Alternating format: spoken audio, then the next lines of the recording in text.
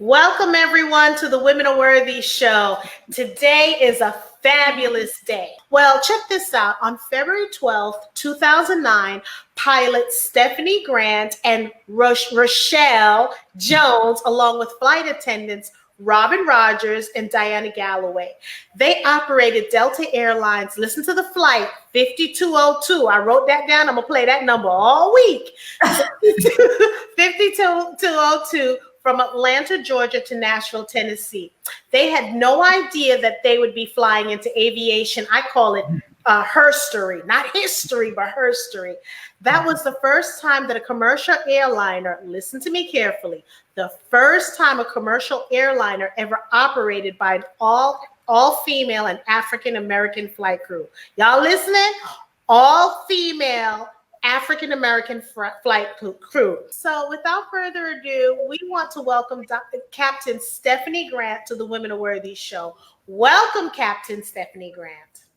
Thank you, and thank you for having me, Mrs. Charles. I really appreciate it. So what I want to know basically is, how did you get into this whole aviation? Then you wanted to be a captain, fly the plane. How did you get into this?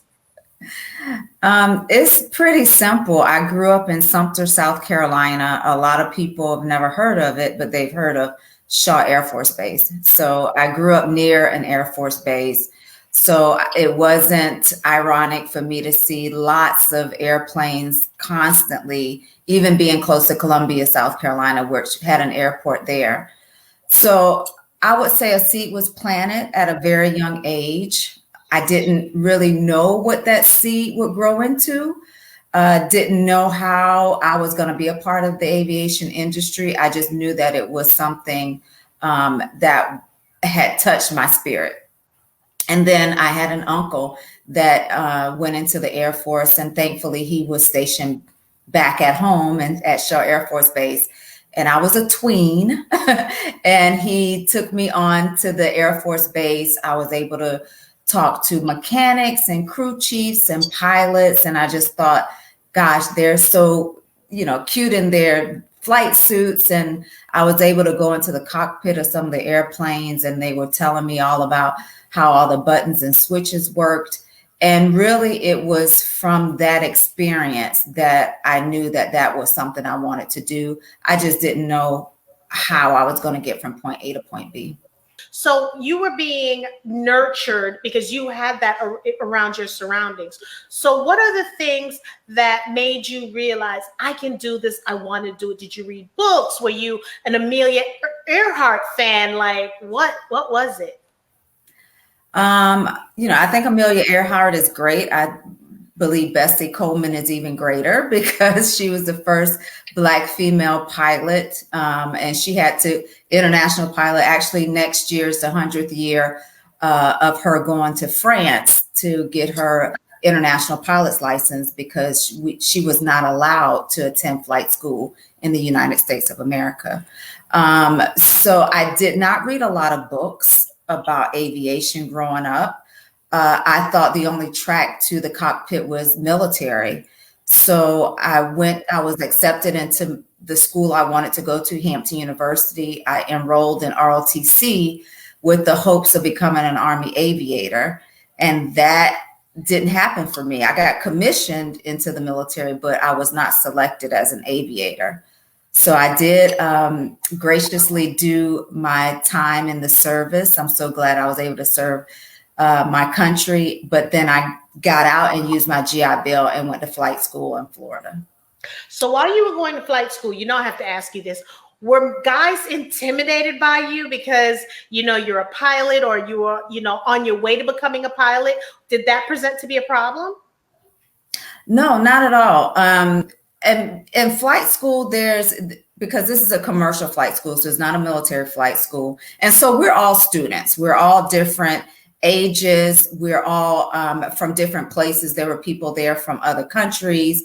So we were basically on the same playing field at that point because we were all just learning how to fly and getting all of our ratings. But I must say, my entire time at flight school, I was the only Black female flight student there. Knowing what you know now, if you could go back, not just change anything, what would you tell yourself while you were going through this process? I would tell myself to not be so hard on myself. Even now, you see people come after you and get further ahead than you are. I would just, and I tell even all my mentees, you cannot judge your journey based on somebody else's, because my journey is my journey and it's okay. And I don't think I would change anything. Maybe started a little earlier, but that wasn't in the plans for me.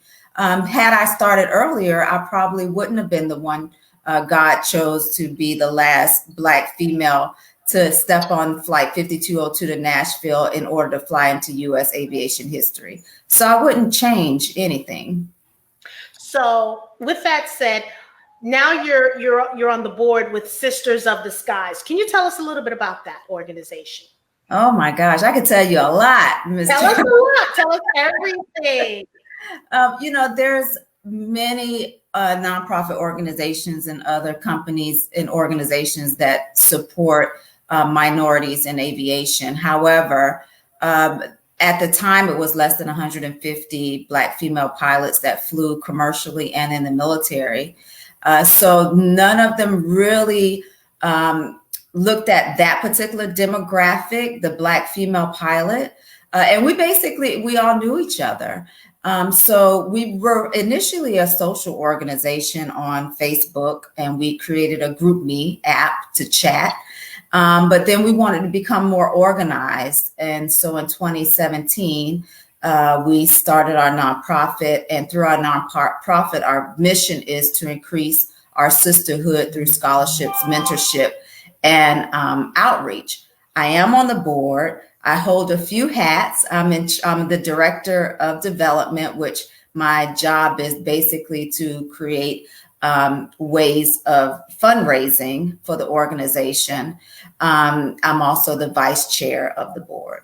Now, tell us a little bit more, because I love, this is where I guess STEM would be involved, because this would be great. So what is it that you're looking for when it comes to, or what is it that you're doing with your mentees with regards to Sisters of the Skies? Is it people who are going into aviation? Is it people who are already in aviation? How does this whole thing work?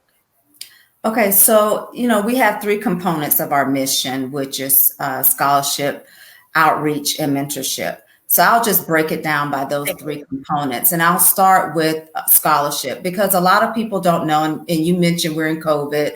A lot of people don't know about our organization. We're pretty young, so that's okay that they don't know. And of course, we do have a donate tab on every page. However, I think most of people don't know that flight training is extremely expensive. It can cost you upwards of $100,000 to complete flight school from start to finish. And if you want to ever fly for a major airline like Delta, American, Alaska, United, you're going to need also a 4-year degree. So you've got the cost of your 4-year degree plus the cost of flight training. So a lot of people start, but they can't finish. So we're here to help bridge the gap for our girls and our ladies, because some people, this is their second career. We also have a lot of flight attendants that have transitioned from the cabin to the cockpit. So we're super proud of the progress that they've been able to make. But our fundraising really focuses on bridging the gap with financially to help through scholarships. At this point, we've been able to give away about $44,000 in scholarships. That's a lot, but it's not enough. It helps, but it doesn't really move the needle a whole lot to make sure we can get enough of them completed through their flight training. So that's our first mission, if anybody wanted to support us in that effort. So scholarships, that's it. And then our mentorship program, we have about 60 ladies right now that are on our, what we call our Flight School to Flight Deck mentorship program. And yes, they have to be interested in the field of aviation, specifically becoming a professional pilot. And we have dual enrollment. So there's a enrollment for a mentorship program that happens in March, and then another one that happens in June. And when they enroll in our mentorship program, then they are paired up with SOS mentor.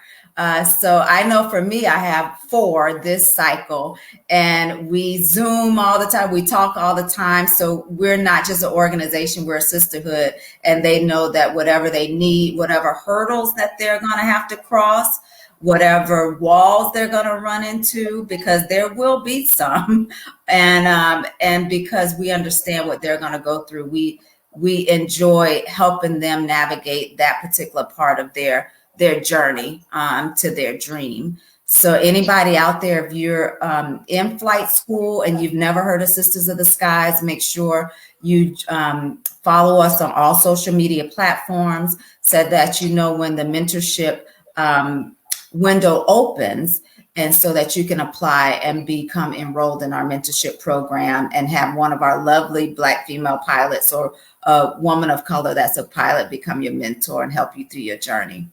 Where do you see Sisters of the Skies in 5 years? Where would you see them? Oh, right now our membership is right at about 90 or 95. So I see us prayerfully double that membership. And even this summer, I know coronavirus has been really difficult for a lot of people. But for our young ladies in flight school, a lot of them have taken major advantages of it because they've been able to take off. Some of them took off work voluntarily. Some of them took off work involuntarily, but they were able to really focus in on their flight training. And now many of them are CFIs, have gotten their 1 or 2 additional flight certifications. So that's amazing. So we're just trying to make sure that in the next 5 years, we have several hundred Black female pilots, so that it won't be less, it will be the norm. We're hoping that Sisters of the Skies you won't just be shocked when you see a Black female pilot rolling her luggage down the jet bridge on her way to the aircraft. So we're really focused on increasing those numbers. What do you think is the most important thing in our community that we should do as women? I think you said it best just now when you talk to people and they've made it, and how do they stay at the top?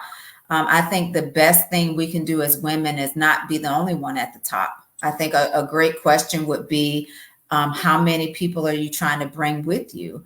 How many people are you teaching how you did what you did? How many letters of recommendation have you written? How many times have you gone back into your community? Because sometimes it's not about us. It's about how many more people are you going to help get to where you are and even beyond. My mentor told me one time, he said, it's not the year you were born or the year you died, it's what you did with that dash in between. So if the dash in between is only like, I made it, so forget everybody else, I think that life was lived in vain a little bit. So just make sure that as women, we reach back. And I think we do a great job about that anyway, to be able to reach back and share our journeys. But more importantly, anybody that wants to shadow us or learn more about what we're doing, to make sure we've created a space or put them in contact with people who can help them.